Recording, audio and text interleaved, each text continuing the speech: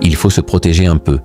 Émilien, 12 coups de midi, explique pourquoi sa famille et Jessica sont moins présents dans le jeu. Lundi 26 mai, sur le plateau des 12 coups de midi, Émilien s'est confié sur l'absence soudaine de ses proches dans l'émission.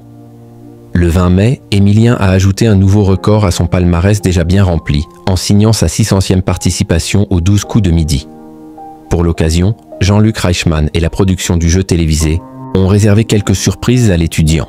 En plus d'un trophée spécialement créé pour l'occasion, le maître de midi a reçu la visite surprise, en visioconférence certes, de sa grand-mère adorée, Yvonne.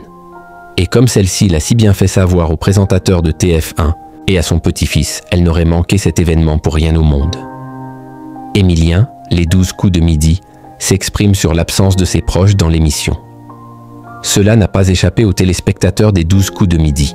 En effet, depuis le début de l'année, les proches d'Émilien se font de plus en plus rares sur le plateau.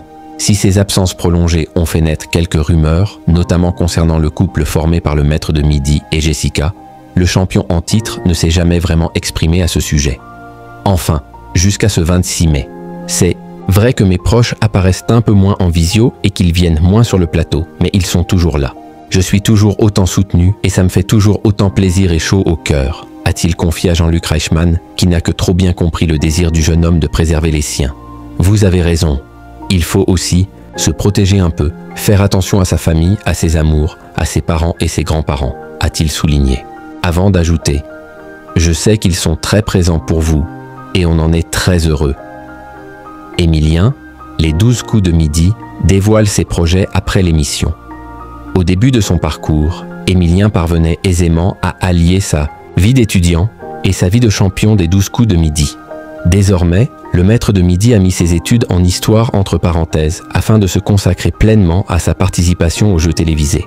Pour autant, son ascension phénoménale dans l'émission de TF1 ne lui a pas fait perdre le nord. En octobre 2024, à l'occasion de son passage devant les caméras de 50 Inside, le jeune homme de 22 ans a confié « C'est la suite logique des études d'histoire que de devenir prof d'histoire géo. Je l'envisage toujours. Ça me plaît et s'il faut le faire un jour, c'est avec plaisir. C'est sûr, je reprendrai mes études et on verra où l'avenir nous mènera. » Parfaitement conscient de la bonne étoile qui trône au-dessus de sa tête depuis près de 2 ans et qui lui permet de vivre des moments exceptionnels, Émilien ne manque aucune occasion de souligner la chance qui lui est offerte de vivre de telles expériences. C'est quelque chose qui est totalement hors du commun. Et quand ça s'arrêtera, ça s'arrêtera.